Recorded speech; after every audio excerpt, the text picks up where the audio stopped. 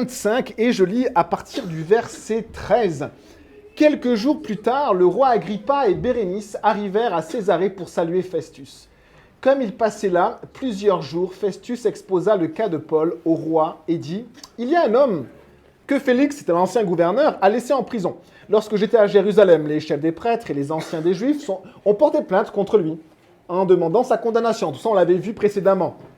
Je leur ai répondu que ce n'est pas la coutume des Romains de livrer un homme à la mort avant que l'accusé n'ait été confronté avec ses accusateurs et qu'il n'ait eu l'occasion de se défendre contre leurs accusations. Ils sont donc venus ici, et sans plus attendre, j'ai siégé le lendemain au tribunal en donnant l'ordre d'amener cet homme. » Verset 18. Les accusateurs se sont alors présentés, mais ils ne l'ont chargé d'aucun des délits que je supposais. Ils avaient avec lui des discussions relatives à leur religion particulière et à un certain Jésus, qui est mort et que Paul affirmait être vivant. Ne sachant quel parti prendre dans ce débat, je lui ai demandé s'il voulait aller à Jérusalem pour y être jugé sur cette affaire. Mais Paul a fait appel pour que sa cause soit portée à la connaissance d'Auguste. Auguste, c'est donc César. J'ai donc donné l'ordre de le garder jusqu'à ce que je l'envoie à l'empereur. Agrippa dit à Festus, « Je voudrais entendre moi-même cet homme. Demain, tu l'entendras, répondit-il. » Donc, on va avoir plusieurs passages de lecture et on va passer assez rapidement sur des gros blocs de texte puisque c'est du récit. Mais je vous propose d'abord de prier. On va prier aussi pour les enfants à l'arrière et donner un double dose du Saint-Esprit à Lydia également. Seigneur Jésus, on te demande, mon Dieu, de bénir. Et tu vois, l'enseignement est aussi important pour les grands que pour les enfants. Toi-même, tu voulais enseigner les enfants et tes disciples voulaient t'en empêcher. Et tu les as repris en leur disant « Laissez venir à moi les petits enfants, ne les en empêchez pas. Ce sont des exemples pour nous. » Parce que c'est avec un cœur comme un enfant que l'on peut rentrer dans le royaume de Dieu. Alors on te prie pour Lydia, que tu puisses vraiment la remplir de ton Esprit Saint. S'il te plaît, aide-nous à prier aussi pendant le message pour elle. Et que le message touche aussi le cœur des enfants, soit aussi à y rejoindre aussi leurs questions, leurs besoins, que tu puisses aussi, s'il te plaît, mettre ta main pour qu'ils puissent être calmes, s'il te plaît, parce qu'ils sont nombreux. Mon Dieu, on te remet aussi pour nous, Seigneur, ton enseignement, ta parole. Et tu nous dis cette phrase-là, que la foi vient de ce qu'on entend, et ce qu'on entend vient de la parole de Dieu. Et on veut s'appuyer sur cette parole ce matin, que ton nom soit béni et glorifié, s'il te plaît, Jésus-Christ. Amen. Alors, nous voici dans cette fin du chapitre 25, où finalement, on a un roi et une reine, c'est-à-dire Agrippa et Bérénice. Et bien, on va présenter ces deux personnages, Agrippa et Bérénice. En fait, Agrippa, c'est un des descendants du grand roi Hérode. Hérode le Grand, on s'en souvient un peu, Hérode le Grand, c'est celui qui avait fait tuer tous les petits-enfants de la ville de Bethléem. Il en voulait vraiment à mort à ce nouveau roi qui venait. Il n'a pas réussi. Et là, c'est son arrière-petit-fils qui s'appelle en fait Hérode Agrippa II. Alors, ils aimaient bien les numéros 1, 2, 3, 4 comme nous, Louis. Et cet homme-là, finalement, était également roi. Et ça va être le dernier roi juif ou de famille juive, puisqu'il y a des mélanges, le dernier roi juif. Et les rois à cette époque-là, en fait, avaient des royaumes qu'on appelait clients à Rome. C'est-à-dire qu'ils pouvaient être rois que si Rome le décidait, en fait. Puisque c'était l'Empire romain. Et depuis Hérode, et comme la plupart, en fait, des familles princières, ils envoyaient leurs enfants être éduqués à Rome. On le voit, si vous avez vu des fois des films sur l'Empire romain, on prend les enfants des chefs et on va les éduquer dans la capitale. Ça permettait de romaniser un petit peu l'élite. Et là, on voit que cet Agrippa-là, comme son père Agrippa Ier, comme ses frères, comme ses oncles et ses tantes, ont été en fait éduqués avec les enfants de l'empereur à la cour de l'empereur. Donc, ils font partie de l'élite. Ils connaissent d'ailleurs, cette personne-là connaît le futur empereur Claude. Il connaît, il a vécu même son enfance avec des futurs empereurs. Et donc voilà pour le personnage d'Agrippa, donc voilà, monsieur le roi. Et maintenant, madame la reine, alors c'est pas la femme d'Agrippa, c'est sa sœur. Et Bérénice, eh bien, elle a influencé toute la littérature du XVIIe siècle. On a écrit même des pièces de théâtre à son honneur par Racine et par Corneille, de grands écrivains du XVIIe siècle. Pourquoi? Parce que Bérénice, c'était une princesse juive et qui va tomber amoureuse de Titus. C'était ce général romain qui va détruire Jérusalem en 70, mais qui va être aussi le futur empereur.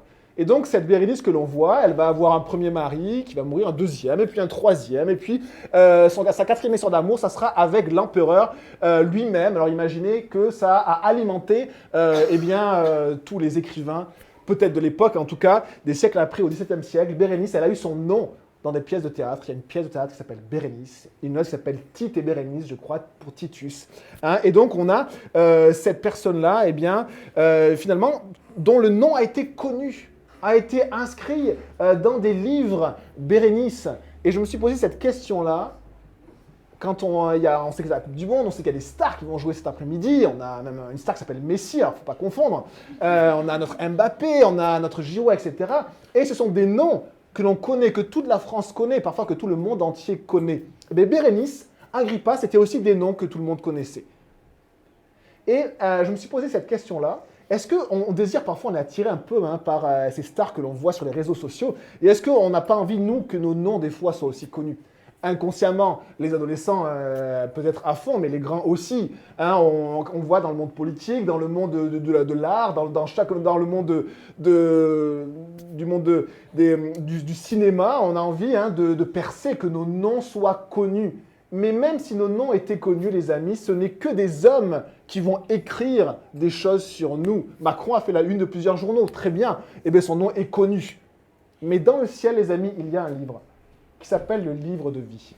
Et est-ce que vous désirez que ce ne soit pas des hommes qui écrivent votre nom, mais Dieu lui-même qui écrive votre nom dans le livre de vie? Et on voit la notoriété ici, deux personnes qui ont vraiment une grande notoriété, pas simplement une notoriété en Judée, Bérénice et Agrippa qui connaissent les empereurs. Et Bérénice qui va être même l'amante du futur empereur. Et Dieu, lui, nous propose autre chose, complètement différent. Il ne nous dit pas, oui, tu vas avoir une belle carrière avec moi. Il dit ceci à Moïse. Moïse, là on est 1400 ans avant Jésus-Christ. Moïse était aussi un fils d'empereur. C'était en fait le fils de la fille du pharaon. Il vivait dans les plus grands temples. Vous avez peut-être vu des documentaires sur les temples d'Égypte. C'était la plus grande civilisation de l'époque, la plus riche, la plus développée culturellement, en termes de littérature également, en termes de la médecine, de l'astrologie. C'était des gens incroyables. C'était la plus grande civilisation de l'époque. Eh bien, Dieu est venu rencontrer Moïse, pas pour que son nom soit inscrit dans l'histoire, mais pour que son nom soit effacé de l'histoire. Et je vous lis ce verset-là. Hébreux 11, verset 24, c'est par la foi que Moïse, devenu grand, a refusé d'être appelé fils de la fille du Pharaon. Il préférait être maltraité avec le peuple de Dieu. Voilà ce que Dieu nous propose, dans l'Ancien Testament et aussi dans le Nouveau Testament. Jésus a dit ceci à ses disciples. Je vous ai choisis et je ne suis pas venu apporter la paix dans vos familles, mais l'épée. L'épée dans vos couples, l'épée avec vos enfants, l'épée à votre travail, et pas la paix. Et Jésus est très très clair sur ce qu'il nous propose. Jésus ne nous fait pas croire que nos noms vont être célèbres dans ce monde-là. Par contre, il nous certifie pour celui qui s'attache à lui sincèrement toute sa vie. Il nous certifie que nos noms soient écrits dans un livre et qu'un jour ce livre sera ouvert. Et que la plupart des grands de ce monde ne trouveront peut-être pas leur nom. Les pharaons d'Égypte, Ramsès ne trouvera peut-être pas son nom dans ce livre-là. Mais Moïse, dont le nom a été sûrement effacé de l'histoire d'Égypte, ce fils princier, eh bien, son nom est écrit dans le livre de vie. Et c'est mon souhait pour chacun d'entre vous, que vos noms soient écrits dans ce livre-là. Alors, on va passer assez rapidement sur cette première partie. Cette première partie, simplement, eh bien, le gouverneur actuel, qui s'appelle Festus, a pris la suite d'un ancien gouverneur qui s'appelle Félix, ce sont des gouverneurs romains, et il reçoit cet Agrippa, c'est comme ça que ça se faisait, le roi était un sujet de Rome aussi, et donc il allait rencontrer le représentant de Rome, qui est Festus. Tout ce petit monde se connaissait, d'accord. La sœur de Bérénice, qui s'appelle Drusille, a été la femme de Félix, ancien gouverneur. Donc voilà, tout ce monde-là se connaît. Donc on ne sait pas s'il y a des amitiés, c'est un peu politique, c'est l'élite. En fait, c'est vraiment l'élite. Et donc, ils se rencontrent. Et que fait finalement Festus, qui va être un peu plus compétent que son prédécesseur, Félix? Eh bien, il va vouloir gérer cette affaire très particulière, cette affaire de Paul. Il ne sait pas comment faire avec ce Paul qui a été jugé et qui en a appelé à César. Donc, il explique ceci à son ami, peut-être, Agrippa. Eh bien, voici ce qu'on lit au verset 22. Agrippa dit à Festus, « Je voudrais entendre moi-même cet homme demain. » Et il répondit, « Demain, tu l'entendras, répondit-il. » Verset 23. Le lendemain donc, Agrippa et Bérénice vinrent en grande pompe et entrèrent dans la salle d'audience avec les commandants romains et les hommes importants de la ville. Sur l'ordre de Festus, Paul fut amené. Alors Festus dit, « Roi Agrippa, et vous tous qui êtes présents avec nous, vous voyez cet homme au sujet duquel toute la foule des Juifs s'est adressée à moi, tant à Jérusalem qu'ici, en criant qu'il ne devait plus vivre. Or, pour ma part, j'ai constaté qu'il n'a rien fait qui mérite la mort. » Ça nous fait penser à notre procès, le procès de Jésus. Pilate a dit, cet homme n'a rien fait qui mérite la mort. On va quand même le tuer. Et ici, Paul subira également le même sort, pas maintenant, mais des années après, à Rome. Prisonnier, il sera exécuté à la méthode romaine, c'est-à-dire décapité pour les citoyens romains. Mais comme il en a appelé lui-même à César, j'ai décidé de le faire partir. Verset 26, cependant, je n'ai rien de précis à écrire à l'empereur sur son compte. C'est pourquoi je l'ai fait comparaître devant vous, et surtout devant moi, devant toi, roi Agrippa, afin d'avoir quelque chose à écrire après cet interrogatoire. En effet, il me semble absurde d'envoyer un prisonnier sans indiquer de quoi on l'accuse. On est plutôt d'accord avec lui. Et ici, on a finalement devant nous Paul qui va comparaître. Paul, et ce n'est pas un jugement. Ce n'est pas un jugement, c'est plutôt une nouvelle comparution informelle, ce qui ne va pas aboutir sur un acte de loi ou sur un jugement judiciaire, mais simplement, ils veulent écouter à nouveau Paul, et Festus est plutôt satisfait que Agrippa puisse l'aider pour comprendre un petit peu, décortiquer cette affaire et voir finalement qu'est-ce qu'il pourra écrire à l'empereur. Donc, ils invitent d'ailleurs toute l'élite de la région, ils sont à Césarée, la ville administrative de la région, la province de Judée, et du coup, une nouvelle comparution de Paul, et finalement, c'est Agrippa qui siège. Festus donne cet honneur-là à Agrippa et Bérénice qui sont en grande pompe, habillés de leurs plus beaux habits, avec l'élite de la ville, et ils vont écouter Paul. Chapitre 26, on lit maintenant. Agrippa dit à Paul, « Il t'est permis de parler pour ta défense. » Paul tendit la main et plaida sa cause ainsi. Alors, ici, on a simplement que Agrippa prend les rênes de cette nouvelle comparution, cette nouvelle audience de Paul, on pourrait dire, et il donne la parole à Paul qui va pouvoir parler pour sa défense. Et on voit ce que Paul va dire. Paul tendit la main et plaida sa cause ainsi. « Je m'estime heureux, roi Agrippa, d'avoir aujourd'hui à me défendre devant toi de toutes les accusations portées contre moi par des Juifs. Car tu connais parfaitement leurs coutumes et leurs discussions. Je te prie donc de m'écouter avec patience. » Paul semble vraiment réjoui. « Je m'estime heureux. » Alors qu'il est jugé, alors qu'il est prisonnier, alors qu'après il va aller à Rome et que quelques années après il va être exécuté. Pourquoi est-il heureux? Eh bien, la première chose que l'on peut dire, c'est qu'il est heureux parce qu'il va pouvoir témoigner à des rois, à l'élite du peuple. Et le Seigneur, ce qui est beau avec le Seigneur, c'est qu'un verset nous dit qu'il ne fait pas exception de personne. C'est-à-dire qu'il ne fait pas de différence entre les grands et les petits. Le Seigneur veut donner autant aux petits qu'aux grands, aux riches qu'aux pauvres, aux responsables qu'à ceux qui n'ont pas de responsabilité. Et qu'est-ce qu'il veut leur donner? Il veut leur donner l'évangile, leur partager l'évangile. C'est le but du Seigneur, c'est de dire à l'homme, à chaque être humain sur cette terre, eh bien, le cadeau qu'il a prévu pour nous. Quelle que soit notre naissance, quelle que soit notre richesse, notre statut social. Et il est peut-être heureux aussi, Paul, parce qu'on voit que Agrippa a un réel intérêt de Dieu. C'est un homme qui fait partie du peuple juif, alors plutôt qui fait partie de la famille qui dirige le peuple juif. On sent en fait dans sa réaction face à Festus qu'Agrippa veut vraiment écouter Paul, que ça l'intéresse réellement, et il y a un intérêt vraiment de Dieu, un intérêt du peuple juif, un intérêt aussi de l'Écriture. On le verra par la suite, quand il va parler des textes, des prophètes, il va dire « Je sais, roi Agrippa, que tu connais ces choses ». On a ici donc Paul qui est heureux de pouvoir parler devant ces rois.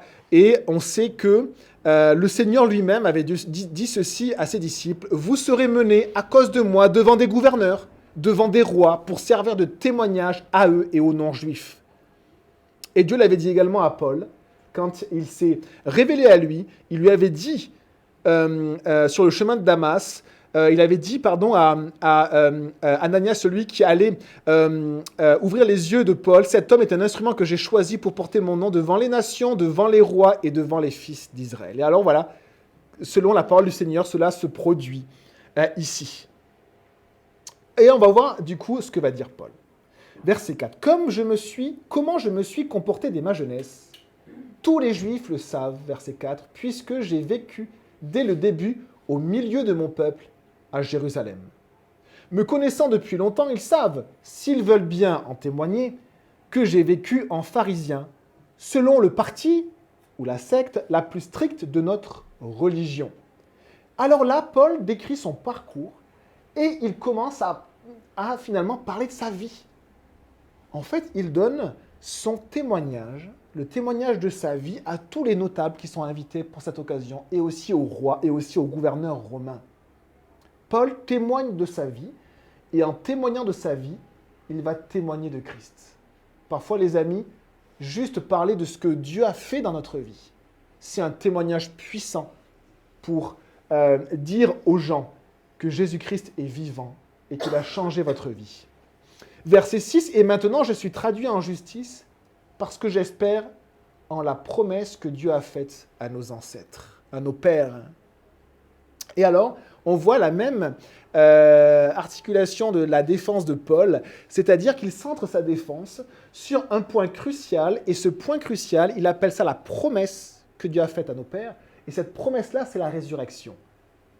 Les Juifs croyaient en la résurrection, à part l'élite qui s'était éloignée de la parole de Dieu, qu'on appelle les Sadducéens, cette élite-là dont sortaient malheureusement les grands prêtres. Mais le peuple, les pharisiens notamment, en fait, considéraient la Bible comme la parole de Dieu et ils espéraient en la promesse que Dieu avait faite au peuple juif. Et donc ici, Paul dit une chose importante. Il dit qu'il n'initie pas une nouvelle religion, mais qu'il suit ce que Dieu a dit à son peuple. Et Paul ici, il est constamment en train de dire « Moi, je suis juif comme vous, et même encore maintenant, je suis ce que Dieu dit au peuple juif. J'espère en la promesse que Dieu a faite à nos ancêtres. » Il ne se dissocie pas de son peuple, et même il englobe son peuple avec lui en disant « Mais ce que je suis, eh bien, vous devriez aussi le suivre aussi parce que nous avons la même promesse. » Alors, qu'est-ce que cette promesse? Verset 7. Cette promesse, nos 12 tribus espèrent en obtenir, et là, c'est très intéressant parce qu'on a l'impression que Paul ici va décrire ce qu'est la religion. Je ne sais pas si vous êtes religieux, on pourrait dire, tiens, comment on pourrait se décrire? Souvent, on dit on est croyant, je ne sais pas comment vous décrivez, on a la foi, on dit.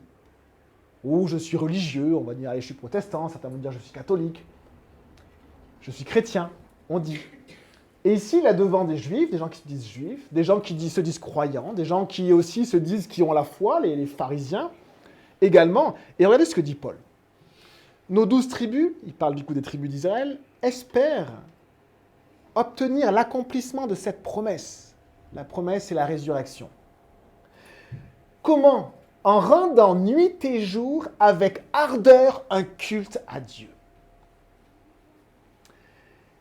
Paul est en train de décrire son peuple et de décrire la religion que lui-même avait, que lui-même suivait, et la religion de son peuple. Regardez ce peuple qu'il décrit avec respect, espérant obtenir de Dieu quelque chose. Comment? En rendant nuit et jour avec ardeur un culte à Dieu. Un enseignant, un pasteur disait que la religion, c'est faire tous nos efforts pour essayer de grimper jusqu'à Dieu. Vous avez une immense falaise et on essaie de grimper. Les pharisiens essayaient d'appliquer toutes les règles possibles et inimaginables pour grimper devant Dieu et dire à Dieu, regarde Seigneur, on essaie de t'honorer. Et ici, Paul, finalement, décrit un petit peu la religion comme un effort constant en espérant peut-être recevoir quelque chose de Dieu. Et Paul, on va le voir après, finalement, a changé complètement de voie. Il dit ceci, « Et c'est à cause de cette espérance, roi, que je suis accusé par des Juifs. » Et là, Paul se fonde sur les mêmes promesses que son peuple. Et il dit, « Je suis les mêmes promesses que mon peuple, je crois aux mêmes promesses et pourtant je suis persécuté. » Est-ce que c'est possible que des Juifs persécutent des Juifs? Que des chrétiens persécutent des chrétiens? Mais il faut regarder l'histoire. Que des croyants persécutent des croyants. Que des gens qui ont la foi persécutent des gens qui ont la foi. Bien sûr. Mais pourquoi persécutait-il Paul, qui pourtant se fondait sur les mêmes promesses que son peuple? Pourquoi? Et on va le voir juste après. Mais je veux signaler une chose. Paul, quelle est sa différence avec son peuple? Quelle est sa différence? Il a foi en Dieu, son peuple aussi. Il a foi dans les textes sacrés, son peuple aussi. Et donc ça nous pose une question, les amis. Qu'est-ce que la foi? Qu'est-ce que la foi? Parfois, on se dit, moi j'ai la foi. Mais qu'est-ce que ça veut dire? D'avoir la foi. La foi en quoi, les amis? Sur quoi repose votre foi? Vous savez, Jésus a donné une parabole, une image, une histoire imagée, une parabole, pour indiquer 10 jeunes filles qui attendaient le Seigneur. Le Seigneur représente le Messie, représente Dieu lui-même qui va venir un jour régner. Et ces 10 jeunes filles, toutes avaient une lampe. Avec elles, c'était la nuit, on attendait l'époux qui allait se marier. Et dès que l'époux allait arriver, ça prenait du temps, culture orientale, ça parle beaucoup. Et puis à un moment donné, ils arrivent enfin. Et là, on allume chacun les lampes, on suit les cortèges et on est invité à la fête, au banquet. Ça nous parle de la fin des temps, quand le Seigneur fera rentrer des personnes dans son ciel, au paradis. Eh bien, sur ces 10 personnes, toutes ont la foi, des jeunes filles, toutes ont la lampe. Et pourtant, il y en a 5 qui n'ont pas d'huile dans leur lampe. C'est-à-dire que leur lampe ne peut pas éclairer. Et il y en a 5 autres qui ont de l'huile et donc qui ont une lampe qui peut éclairer. Toutes ont la foi, mais certaines éclairent et d'autres n'éclairent pas. Est-ce que votre foi produit vraiment une lumière en vie éternelle? Ou est-ce que votre foi est cet effort religieux d'essayer de gravir cette montagne jusqu'à Dieu? Si votre foi, c'est cet effort-là d'essayer, de montrer, de faire, vous n'avez pas d'huile dans votre lampe. Vous avez la foi, mais elle est vide. Et Paul va nous montrer le chemin pour remplir cette lampe. Regardez le verset suivant. Verset 8. Pourquoi donc vous semble-t-il incroyable que Dieu ressuscite les morts? Il parle aussi à des Juifs. Et il dit ceci, et on peut se dire pourquoi est-ce qu'il dit cela?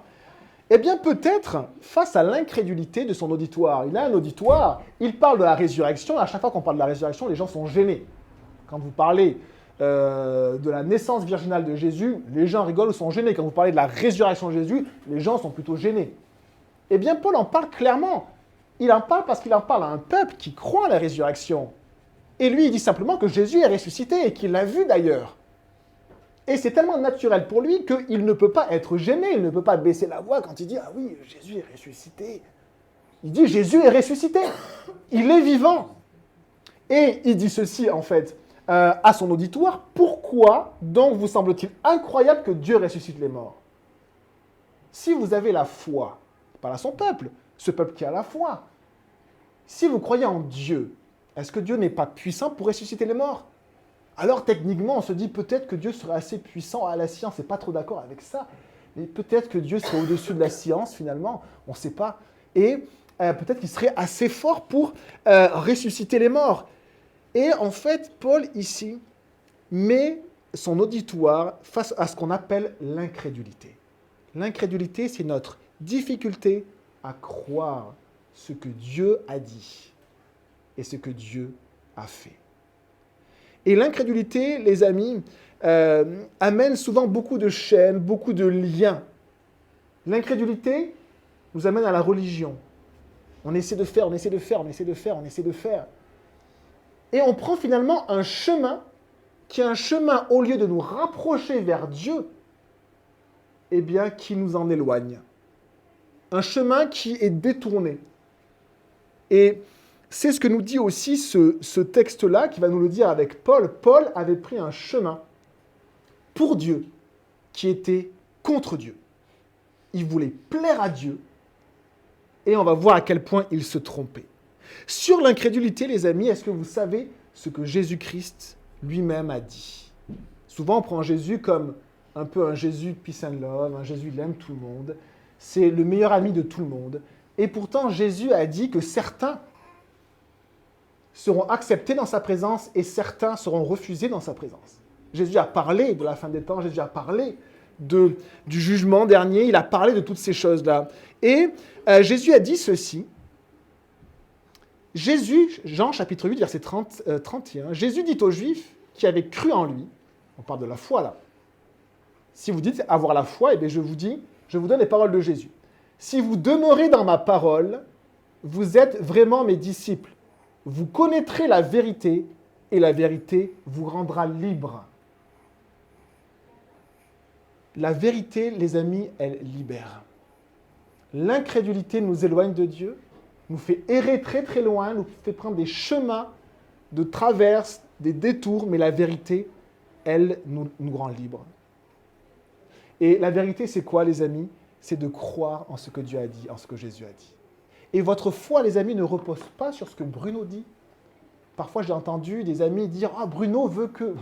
quoi? Qu'est-ce que... Je ne sais pas. Non, oui, peut-être, je ne sais pas. Dieu a dit que... » Et c'est mon boulot, et c'est aussi le boulot de tout chrétien, de porter ce que la Bible dit. Ici, cette parole-là, si un jour vous la considérez comme parole de Dieu, ça va changer votre vie. Si vous voulez aller à Dieu sans cette parole-là, vous allez prendre un long chemin qui n'aboutira pas à Dieu, qui aboutira à autre chose, qui aboutira sur des choses pour cette terre, mais pas pour ce qui vient après. Et alors, on peut s'enraciner, pas sur ce que Bruno a dit, pas non plus sur nos efforts. Comme Paul l'a souligné, ces efforts, rendre culte à Dieu jour et nuit, mais sur ce que Dieu a dit. Verset 9, « Pour ma part, j'avais cru devoir agir vigoureusement contre le nom de Jésus de Nazareth. » C'est ce que j'ai fait à Jérusalem. J'ai jeté en prison beaucoup de chrétiens, car j'en avais reçu le pouvoir des chefs des prêtres, et quand on les condamnait à mort, je votais contre eux. Dans toutes les synagogues, je les ai souvent fait punir, et je les forçais à blasphémer. Dans l'excès de ma fureur contre eux, je les ai même persécutés, jusque dans les villes étrangères. Et on voit ici Paul, qui voulait servir Dieu, accéder à Dieu par ses efforts, et qui finalement prenait le chemin opposé. Et ça nous fait réfléchir, ça m'a fait réfléchir à ce que des fois dans nos vies, on ne se fixe pas un objectif pour notre famille, après notre vie, donc lié à Dieu, un but, mais on peut également prendre un chemin qui est dans la direction opposée à cet objectif-là. On peut se fixer un but, mais on peut prendre un chemin qui va dans le sens opposé. Et la parole de Dieu nous dit qu'on a besoin que Dieu dirige nos pas. Paul, ici, combattait avec le plus grand zèle, le plus grand acharnement Jésus-Christ, alors qu'il était profondément croyant, alors qu'il avait la foi. Et alors, ça nous dit que la foi, les amis, ne suffit pas. Comme les jeunes filles qui n'avaient pas d'huile dans leur lampe, elles avaient la foi parce qu'elles attendaient le marié qui représente le Seigneur. Mais cela ne suffit pas. Et ce qui est très étonnant, les amis, c'est que Paul était farouchement opposé à Jésus-Christ. La clé de l'Écriture, la clé de la foi, la clé de la vie éternelle, c'est Jésus-Christ. Le Fils de Dieu qui est venu. Et on veut bien de Jésus qui aime tout le monde, de Jésus qui est sympa. On veut bien aussi du bébé Jésus, c'est mignon dans la crèche, voir le bébé Jésus. C'est super mignon. Mais est-ce qu'on veut de Jésus qui est mort pour nos péchés? Est-ce qu'on veut de Jésus qui nous dit « Tu es pécheur, dans ton cœur il y a des choses mauvaises et tu as besoin d'être pardonné ». Est-ce qu'on veut de Jésus qui aime tout le monde ou de Jésus qui dit « Tu as besoin d'être pardonné ». Mais si tu as besoin d'être pardonné, ça veut dire que tu as un problème en toi et ça on ne l'accepte pas. Et ça on ne l'accepte pas.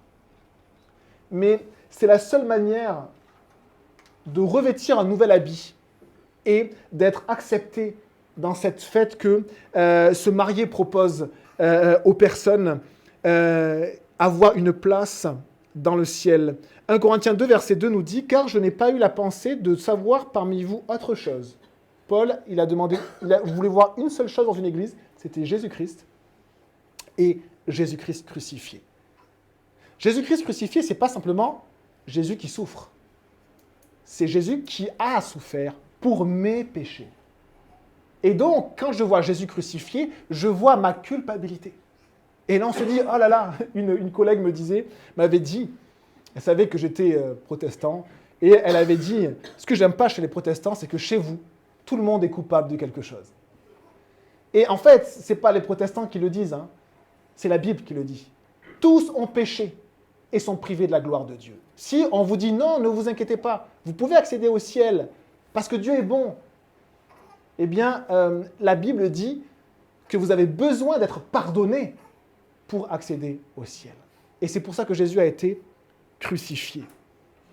Et Paul va vivre le chemin de Damas, un chemin où il va voir une grande lumière qui va enfin remplir sa lampe vide, lui qui avait tellement de foi, mais qui agissait contre Dieu lui-même. Verset 12, « C'est ainsi que je me suis rendu à Damas avec les pleins pouvoirs et un mandat des chefs des prêtres.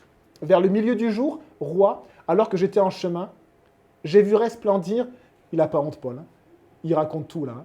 Il est devant tout le monde et il dit, mais je l'ai vécu, hein.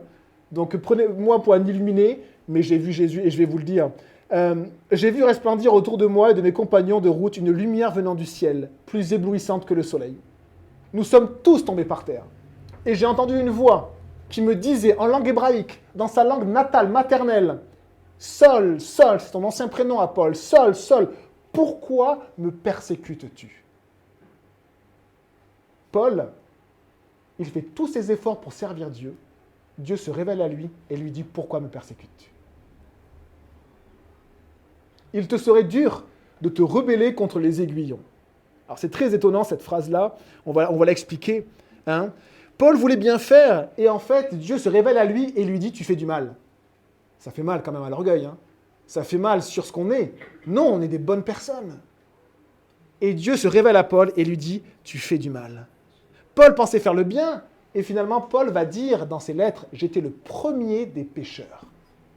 Je me trompais tellement que j'étais pire que ceux que je pointais du doigt.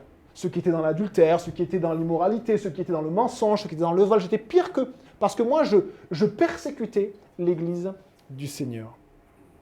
Et il y a cette phrase-là du Seigneur qui est assez, qu'on ne comprend pas. C'est une expression grecque de l'époque. Il te serait dur de te rebeller contre les aiguillons. En fait, cette expression, c'est une image figurée hein, qui est employée par les Grecs. Et l'aiguillon, hein, c'est en fait un long bâton qui est terminé par une pointe de fer et qui était utilisé pour faire avancer des animaux de trait, des bœufs notamment. Et donc quand l'animal ne voulait pas aller dans le chemin que le maître voulait, eh bien on mettait un coup de pic, un coup d'aiguillon. Et Dieu parle à Paul comme ça. Il lui dit qu'il est en train de se rebeller contre les aiguillons. C'est-à-dire qu'il est en train de résister au chemin que Dieu trace pour lui. Et alors, il reçoit des pics dans sa vie. Il en reçoit encore. Et la pique, c'était dur, hein, c'était vraiment dans la chair de l'animal, pour qu'il prenne la bonne direction. Et Dieu lui dit ceci, « Pourquoi t'opposes-tu, Paul, à ma volonté ?» Et Paul a dû se dire, « Mais Seigneur, toute ma vie, j'ai fait ta volonté. » Alors que Paul faisait le contraire de la volonté de Dieu. Dieu, ici, se présente clairement comme un maître, comme le maître d'un bœuf. Et il décrit Paul clairement comme une créature. Comme le bœuf appartient à son maître, Paul appartient à son créateur. Verset 15, j'ai répondu, « Qui es-tu, Seigneur ?» Et le Seigneur a dit, « Je suis Jésus, celui que tu persécutes. » Ici, Jésus se présente tel qu'il est et il lui rappelle ce que Paul fait une deuxième fois. Il a dit une première fois, « Saul, pourquoi me persécutes-tu » Et une deuxième fois, « Je suis Jésus, celui que tu persécutes. » Et il a dû se dire, « Mais non, Seigneur, au contraire, je fais le bien. » Et Jésus lui rappelle, « Non, je suis Jésus et tu me fais du mal. » Le Seigneur nous révèle notre péché. Et c'est le crucifié. Le crucifié, c'est celui qui nous rappelle notre péché. Et si, les amis, on n'accepte pas que Jésus est mort pour nos péchés, on ne peut pas accéder au salut, à la vie éternelle. Le ciel sera fermé pour nous et nous serons loin de Dieu éternellement. Et c'est pour ça que Dieu est venu. Et c'est pour ça que Paul parle. Et c'est pour ça que les chrétiens sont persécutés dans le monde. Et c'est pour ça que quand vous ne vous mettez plus à devenir religieux et être des belles personnes, mais vraiment à vouloir suivre la parole de Dieu, c'est pour ça que ça devient difficile dans votre vie. Et c'est pour ça que la parole de Jésus qui a dit « Je suis venu vous apporter l'épée et non la paix », eh bien cette parole-là, elle prend tout son sens. Nous, on a envie de dire pour Noël « paix sur la terre ». Parce que c'est une parole de Dieu, paix sur la terre à tous les hommes. Non, paix sur la terre aux hommes qui l'agréent. Paix pour ceux qui acceptent la paix. Paix pour ceux qui viennent voir le Messie et qui l'adorent. Paix pour ceux qui vont à la croix et qui réalisent leurs péchés. Paix à ces hommes-là. Et cette paix est proposée à tous. Mais ce n'est pas une paix humaniste. Ce n'est pas une paix sadducéenne. Ce n'est pas une paix macronienne, une paix philosophique. C'est la paix de Dieu qu'il propose en Jésus-Christ parce que Jésus est mort pour vos péchés. Paix sur la terre. Qui veut adorer maintenant le bébé Jésus qui va mourir pour vos péchés? Qui veut l'adorer maintenant? Très peu l'ont adoré. Et le Seigneur nous appelle à le faire. Adorer Jésus, celui qui est crucifié, mais aussi qui est ressuscité, pour nous donner la vie. Regardez ce que Paul va dire. Alors Jésus continue, il dit, « Mais lève-toi et tiens-toi debout, car je te suis apparu pour faire de toi le serviteur et le témoin de ce que tu as vu et de ce que je te montrerai. » Dieu, il veut à la fois nous donner cette bonne nouvelle, à la fois nous donner ce cadeau incroyable, à la fois nous donner son salut, nous pardonner de nos péchés, nous adopter, nous donner une place au ciel, mais à la fois, il veut aussi nous donner un statut. Et le statut qu'il nous donne, regardez, c'est serviteur. Le serviteur. Et aussi un autre statut, c'est témoin. Dieu veut nous appeler pour que nous soyons à la fois des serviteurs de Christ, comme Paul, mais des témoins de ce qu'il a fait. Voici ce que Jésus a fait. Dans ma vie, voici ce que Jésus a fait pour toi. Voici ce que Jésus a fait. Un verset nous dit que Dieu vient nous chercher sur le tas de fumier et qu'il nous fait asseoir parmi les notables, les grands de son peuple. Je t'ai choisi du milieu de ce peuple et des non-juifs vers qui je t'envoie. Verset 18, je t'envoie leur ouvrir les yeux pour qu'ils passent des ténèbres à la lumière et de la puissance de Satan à Dieu, pour qu'ils reçoivent par la foi en moi le pardon des péchés et une part d'héritage avec les saints. Alors, regardez ce que Jésus dit, paix sur la terre pour ceux qui acceptent le pardon des péchés. Paix sur la terre pour ceux qui acceptent le pardon des péchés. Verset 19, c'est pourquoi, roi Agrippa, je n'ai pas résisté à la vision céleste. Aux habitants de Damas d'abord, puis à ceux de Jérusalem, dans toute la Judée, et aux non-juifs, j'ai annoncé qu'ils devaient faire quoi? Qu'ils devaient faire quel rituel? Combien de fois aller adorer Dieu? Combien de fois faire Shabbat? Combien de fois, regardez ce que dit Dieu, qu'il devait se repentir et se tourner vers Dieu. Qu'est-ce que veut dire se repentir? La repentance, on n'emploie plus ce mot-là, la repentance. On a enlevé même de nos écoles plein de mots. Le mot mal, le mot bien, le mot péché, le mot repentance, tout ça, on l'a évacué. Et on dit que l'homme est bon. Et qu'en se centrant sur nous-mêmes, très très fort, on va devenir comme Dieu peut-être. On va essayer. Et Paul dit exactement le contraire. L'Évangile dit exactement le contraire. Vous avez besoin de vous repentir. J'ai besoin de me repentir. La repentance, c'est le mot métanoïa. C'est un changement profond. C'est pas simplement dire, oui, d'accord, mon fils me dit quand il fait une bêtise, il me dit, d'accord, ok. Mais après, il continue. Et nous, devant Dieu, est-ce qu'on fait pareil? Est-ce qu'on dit à Dieu, d'accord, oui, c'est pas très bien? Ou est-ce que vraiment on est à terre et qu'on dit à Dieu, pardonne-moi, purifie-moi, aide-moi face à mon péché, face à mon incrédulité, face aux liens que j'ai, les amis. N'oubliez pas, Jésus, il n'y a aucun lien qui ne puisse briser parce qu'il est le Fils de Dieu qui est crucifié et ressuscité. Il peut briser tous les liens, il suffit d'aller à lui. Parfois, c'est des combats énormes, les amis. Parfois, il y a des personnes qui sont dans des liens énormes. Mais dites-vous une chose, c'est que le chemin du juste va croissant de jour en jour jusque la pleine lumière soit établie. Ça veut dire qu'on va peut-être garder des chaînes, peut-être garder des liens, peut-être avoir des mauvais choix qui vont nous suivre, mais le Seigneur va continuer à vouloir les briser les uns après les autres et nous amener à nous faire grandir jour après jour. Le Seigneur est celui qui nous conduit, qui nous aide.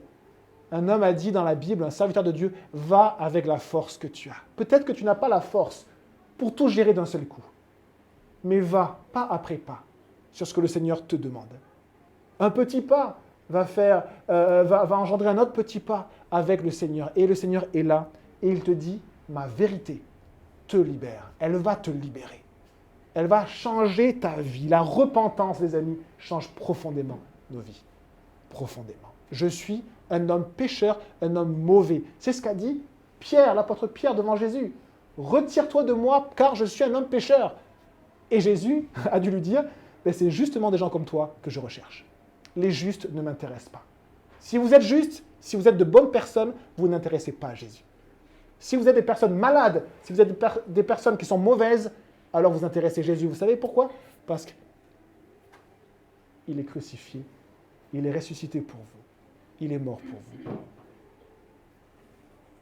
Verset 21, « Voilà pourquoi les Juifs m'ont arrêté dans le temple et ont essayé de me tuer. » Vous imaginez ce message-là que je viens de vous donner, c'est un message qui est attaqué partout, dans les écoles, on ne peut pas le dire, dans la rue, c'est difficile à dire, dans nos familles parfois, et même à l'église parfois, c'est difficile à dire. La repentance, le seul chemin pour avoir la vie éternelle. Paul a prêché la repentance en Jésus et c'est pour ça qu'on l'a mis en prison. Et quand il a été en prison, il a dit aux gens, d'accord, excusez-moi, je vais changer, je vais arrêter de dire ça. Il a continué, et donc il a continué à être en prison, et même il va être mis à mort pour cela. Parce que Paul parlait du péché, parlait de changer de vie, parlait d'abandonner son ancienne vie et d'accepter une nouvelle vie en Jésus-Christ. Verset 22, « Mais grâce à l'aide de Dieu, j'ai continué jusqu'à aujourd'hui de rendre témoignage devant les petits et les grands. Je ne dis rien d'autre que ce que les prophètes et Moïse ont déclaré devoir arriver, que le Messie souffrirait, qu'il serait le premier à ressusciter et qu'il annoncerait la lumière au peuple juif et aux non-juifs. » Si vous voulez que votre foi soit vivante et pleine de lumière, Jésus le propose, il n'y a que lui. Et regardez la réaction, très étonnante, on a quasiment fini le chapitre, regardez, verset 24. Alors qu'il parlait ainsi pour sa défense, Festus dit à haute voix, « Tu es fou, Paul!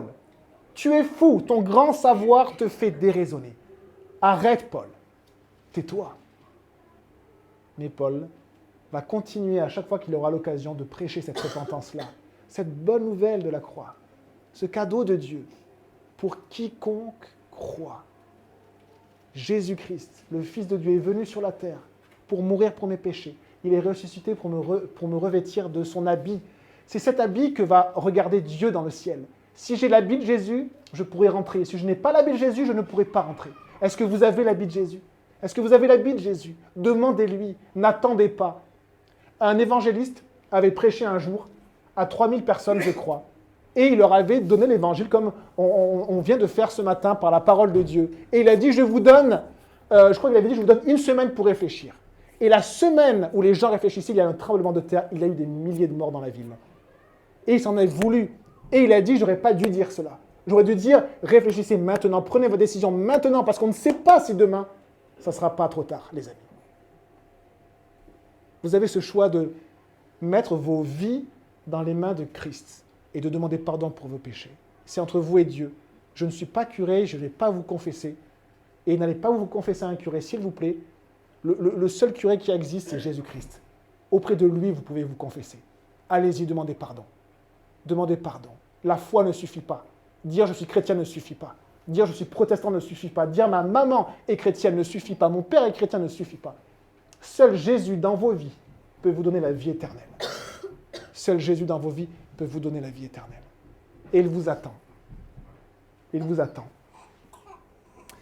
On finit et on prie. Je ne suis pas fou, très excellent Festus, répliqua Paul. Ce sont au contraire des paroles de vérité et de bon sens que je prononce. Le roi est au courant de ces faits et je lui en parle librement car je suis persuadé qu'il n'en ignore rien. En effet, ce n'est pas en cachette que cela s'est passé.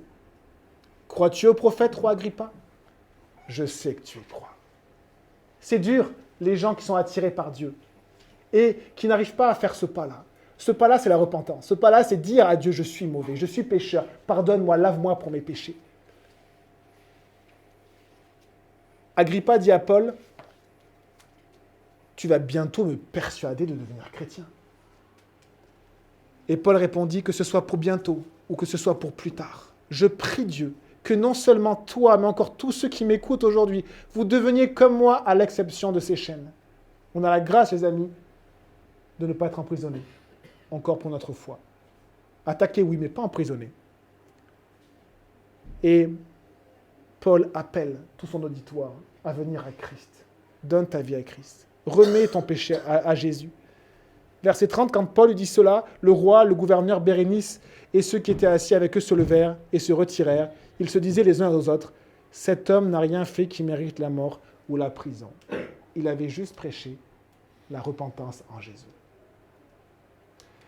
Les amis, on prie et que le Seigneur vous amène simplement à lui. Vous savez, les amis, des fois, on accorde peu de moments propices à l'action de Dieu dans nos vies. La vie va très vite.